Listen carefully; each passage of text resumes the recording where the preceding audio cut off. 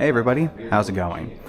A lot of you have asked me how I set up my streams for broadcasting on YouTube, and I am going to show you that in this video. So the signal flow for this venue is microphone to the stage box on stage, routed via Ethernet down here into the console.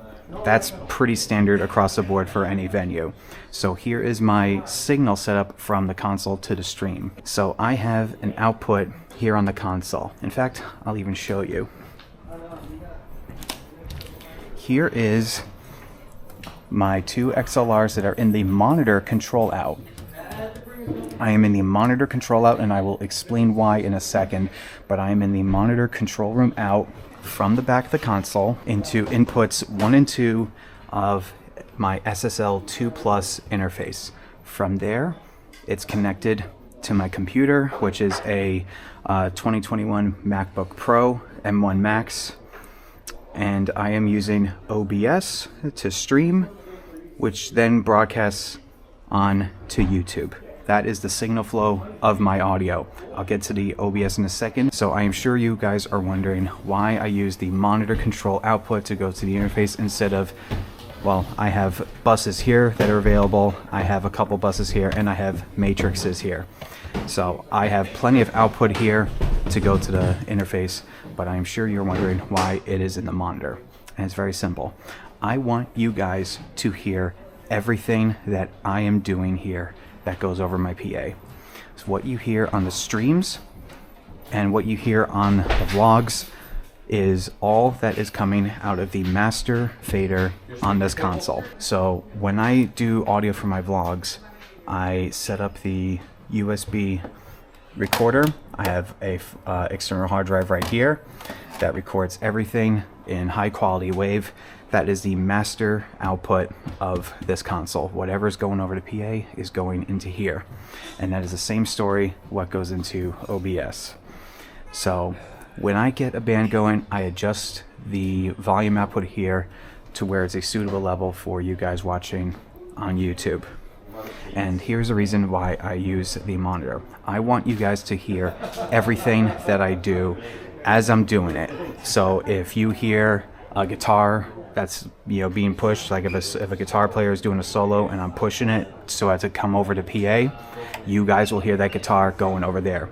If I solo anything, if I'm adjusting the EQ of the snare drum, right? If I am going and adjusting the snare drum EQ, that solo goes over the monitor feed and you guys hear the soloed snare drum as I'm going, so that if I'm making an EQ change, you guys will hear it, and then when I unsolo the snare drum, you'll hear the whole mix again. So I am sure there's a way to set up that same logical thought process on a matrix. I just don't know how to do it. So if there's an X or M32 guru out here that can explain to me how to do that, I would love to hear that, because I honestly don't know how to do it.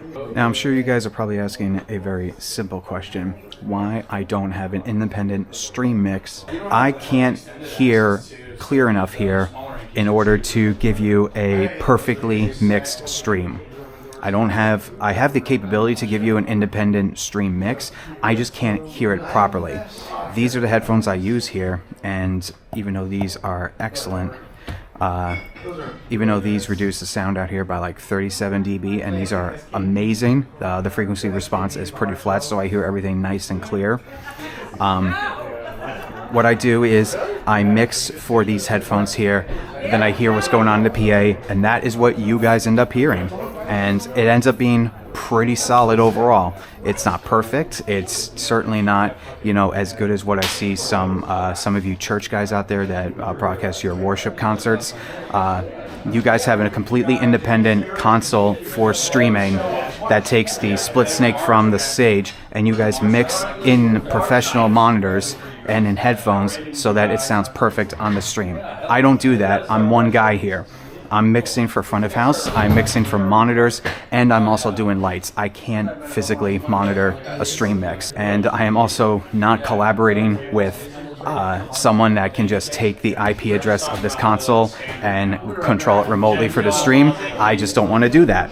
So that's why I don't have an independent stream mix on this console. It's just better if you guys just hear a mirrored front of house mix and what I'm hearing in the venue. Also, it gives you guys a chance to hear the mix that's going over to PA. So my secret weapon for my mixes are these room mics right here. They're hanging right above the lighting truss. You see those bar lights right there?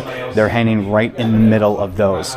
They are Behringer C2s, and they're small diaphragm condensers. They're pointed a little more outward to the middle of the dance floor right here, so that you can hear the overheads and you can hear the audiences when the songs are done. These are my secret weapons right here. And if you want a good stream mix or a good broadcast mix, if you're doing something very similar to me, get yourself a couple of room mics. Thank me later. And to also state the obvious, guys, if I have an independent stream mix here, that means that I would need to be able to hear the mix completely silent from everything else around here.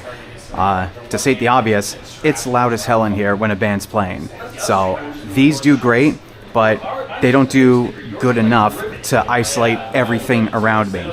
So I can't hear clearly to give you guys an independent stream mix. And the last thing I need is a bunch of Monday morning quarterback mixers in the chat room saying, oh, turn the snare up, turn the bass up, no, now turn the guitars down. It's better to just get you guys to hear exactly what I hear in here, and no one's really complained about the mixes so far on the streams, so that's why. Alright, so now that I explained the audio source, let's go with the video. So as you can see right here, I have my camera on, ready to go for a stream tonight, and the camera that I use is my old DJI Action 3. And the reason for that is I just don't use the Action 3 anymore. I use the Action 4 for my vlogs. So this camera is essentially useless. I don't use it for my primary POV videos anymore, so I'm putting it to use as a webcam. It still works, it's still a good quality, and it's useful enough where I don't have a very big, very expensive DSLR with a very expensive lens on it in the mix of all the chaos going back here. I've knocked this over so many times, I've lost count, so I don't want to have a very big, expensive DSLR up here with a lens if I'm going to knock it over or someone's going to bump into it, or, you know, I'm trying to look out for the dollar value of the gear I use. So this is a tank. You can drop this thing from 10 feet up and it'll still work just fine. So, and it's also small, it's light, it's compact, and it still gives a very wide angle so you can see the stage as well as me doing my thing back here. You have a clear view of everything going on in the venue. And I stream at 1080/60, so I just set it up in here, I set it up in OBS, and then it's streamed to YouTube. So here's how I have my YouTube set up. I have a custom stream key that I made in YouTube Studio. You can do this on your channel. I copied it over into OBS. I set up for YouTube HLS, and I have my stream key pasted right here so that when I click stream, it should in a couple of seconds load up here. Let's see, my output. I stream at 10,000 kbps, which is pretty standard for 1080. Video encoder, I use the software X264, which on Macs records it to an MPEG-4. And the encoder preset I have as fast. It uses a little more of the CPU, but this has a beast of a graphic card performer in it, and it produces a higher quality video. Audio encoder AAC, and I save it right to my desktop. Like I said, I stream at 1920 by 1080. I stream at 60 frames a second, so you guys see a clear, smooth image on the streams. And I record the stream at 48K stereo at the highest quality I can.